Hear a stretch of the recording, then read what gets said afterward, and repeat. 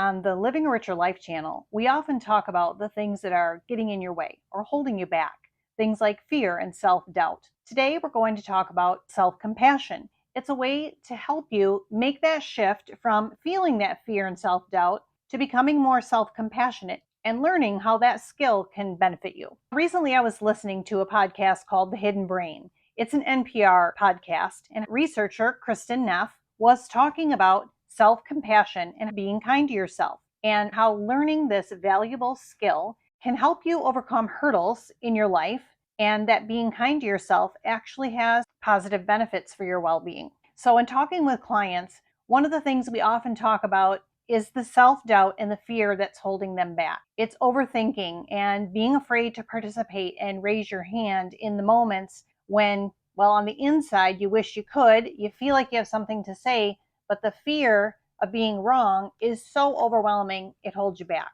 We often talk about what's the very worst thing that could happen if you are wrong. So if we're talking about being wrong in a classroom setting, the fear of raising your hand and participating can sometimes really be overwhelming, especially when you're in a class of your peers where you're feeling self-doubt and uncertainty about how smart you are, or if you really know your stuff, or maybe some of the more outspoken students raise their hands more. All of those layers, they add on to our reasons for feeling self-doubt and the fear. What we often talk about, though, is what's the very worst thing that's going to happen. So you may look silly. You may get it wrong. And is that enough of a reason to prevent you from raising your hand and participating? And if you start to create a habit where you're afraid and your response is to back off, well, that could become a bad habit that follows you into life.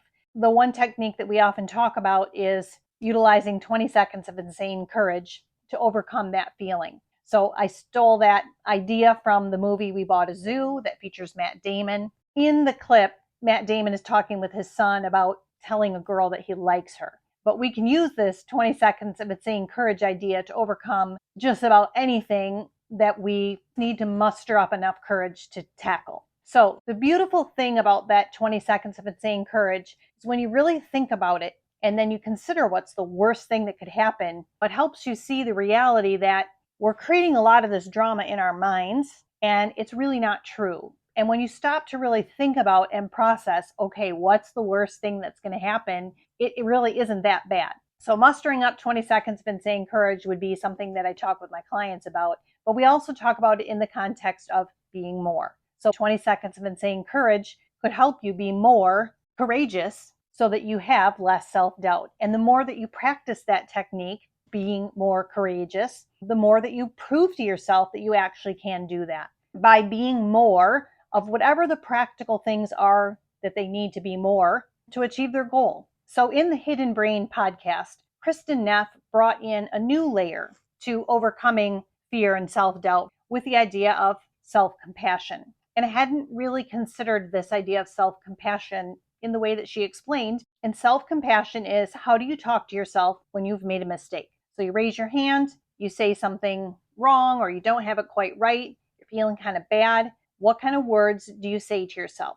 Now, in coaching, we have a lot of different questions that you can ask yourself, but one of the things you can do is practice self-compassion. And in practicing self-compassion, you can say things to yourself like, what do I know about my ability to grow and to become better? Or, at least you raised your hand. That was good progress. Congratulations for being brave. You could say, see, that wasn't so hard. Or, you weren't right, but you survived. Or, maybe next time it'll be better. Or, congratulations, you did it. Practicing self-compassion is a skill like many of the things that we talk about in coaching, and it takes disrupting your current thought patterns to create a new thought pattern. This isn't going to change overnight, but practicing anytime that you feel like you messed it up, how you talk to yourself will be the thing that you need to practice, being more compassionate. So I had a client recently talk with me about a shift in their new career. They're in an entry-level professional job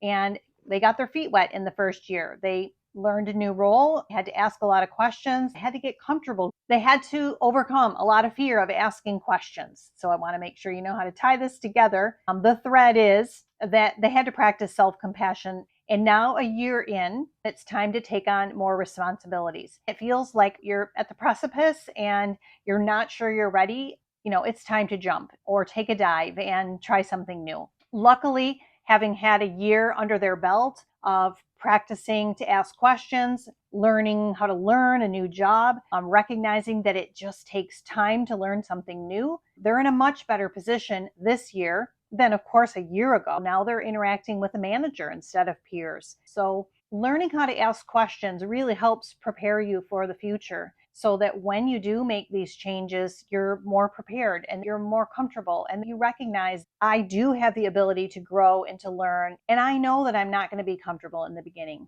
Another client I'm working with right now is also new in their role and recognizes 4+ years of college just really gets them to the starting line of this new world that they're entering. They've done some internships so that they know what they're doing, but now it's starting to learn how to fly solo and being more comfortable asking questions and recognizing that I am not going to know everything right away. And being comfortable with the fact that your colleagues don't expect you to know everything right away. And that really is okay. So we looked at how long is it realistic to learn how to do this job well? And we agreed it's going to take a couple of years. So that's kind of a hard pill to swallow in the beginning, that I'm really not going to feel competent in my new job until a couple of years of practice. But once we start to recognize that this isn't an overnight change, and I'm not going to wake up tomorrow and be, at that from 0 to 60, I'm not going to be at 60 overnight. It takes time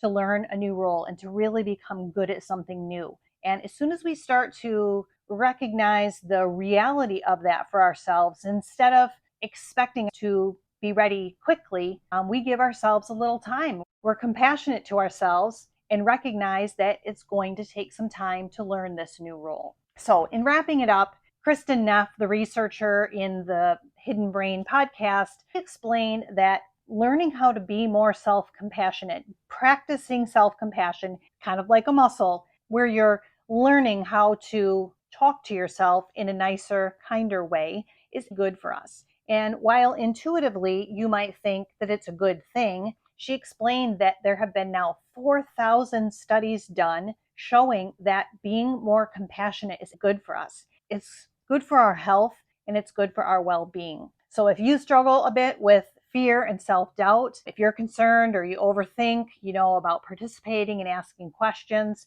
really think about what's the very worst thing that's going to happen. Can I practice 20 seconds of insane courage? And then think about what you're saying to yourself and practice some self-compassion. Say some things to yourself that are a little nicer. It might be helpful to write down a few phrases so that you can practice being more comfortable with them in those moments when you feel the self-doubt creeping in. I hope you found this idea of self-compassion helpful and you can understand a little bit more how to apply it to your own life.